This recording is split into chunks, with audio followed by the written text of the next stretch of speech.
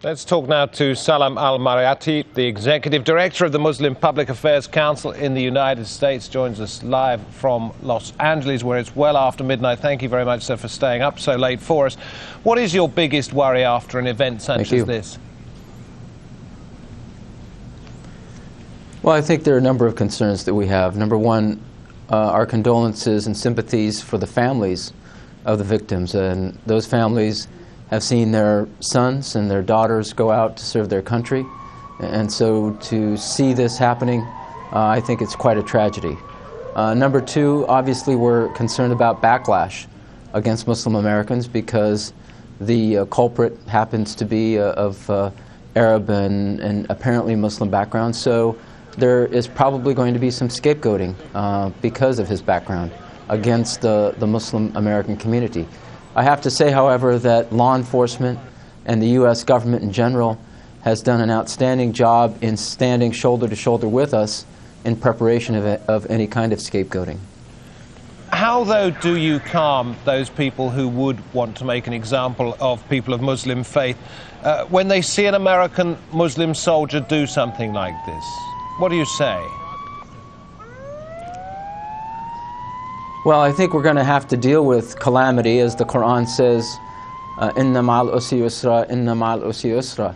With every calamity comes relief. With every calamity comes relief. So we are going through these calamities on a regular basis.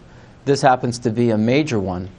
The only thing we can do is to reassure people that what we are doing in terms of speaking out of what is right, what is Islamic, is going to be challenged by the hate mongers here in this country, but we have allies, and we have basically our message of justice that we have to keep continuing and articulating to the rest of society and being relevant to the contemporary affairs of America. So while we are very concerned, obviously, with this tragedy and this act of violence, we have to await to see what the actual motivation was, and at the same time to take leadership positions on many other issues. So it's really a matter of speaking out as often as we can for the issue of justice.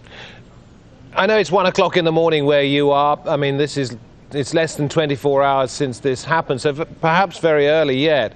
Has there been any reaction from those people that you refer to as hate mongers? Well, we've received word that there are already some threats that are being made against mosques here in America. There are people who exploit these situations. They're in the blogosphere. They're on talk shows. I have to say the majority of the American media, however, has been very responsible in trying to really tone down any kind of anti-Muslim rhetoric at this point. So, relatively speaking, this has been a case where we see many people taking responsible positions and not being reckless with the rhetoric. However, there's always going to be those few that are going to try to exploit the situation. So at this point, we are being a little bit cautious. We are now in a heightened state of alert in our mosques and in our institutions. We're working with law enforcement closely in coordination to make sure that our places of interest are given extra security. So I think that at this point it's a heightened state of alert, being very cautious right now, but at the same time reassuring our community to continue with their business and to continue being a part of the fabric of American society. As you rightly point out, we don't know the motives behind this shooting yet. But let me ask you a general question. When it comes to being a Muslim in the US Army, and when so many of America's battles at the moment are being fought on Islamic soil, or countries that are largely Islamic, is it very hard to be a Muslim in the US military? Well, apparently there are scores of Muslim Americans serving in the U.S. military. So for them, serving their country and protecting their country and defending their country is not an issue. This is just for them a matter, as we always say, a matter of wanting to serve our country. There are Muslims in law enforcement. There are Muslims dealing in the political arena.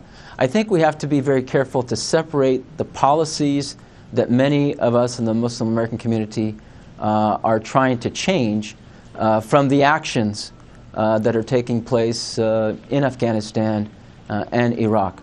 We cannot change these policies without being constructive.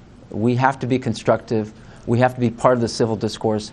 So if one person, and this person could very possibly and very well likely have been very deranged and deal with the psychological disorder that apparently he did have, if one person is going to come out as the example of violence in our community, we have to stand up against that, regardless of his motivation at this point. I think that message has to be very clear if we want to be a part of the American fabric that aims to change the policies for the purpose of justice in our society. Salam al-Marayati, thank you very much indeed. Point of view from the Muslim Public Affairs Council. Thank you for joining us on this News Hour.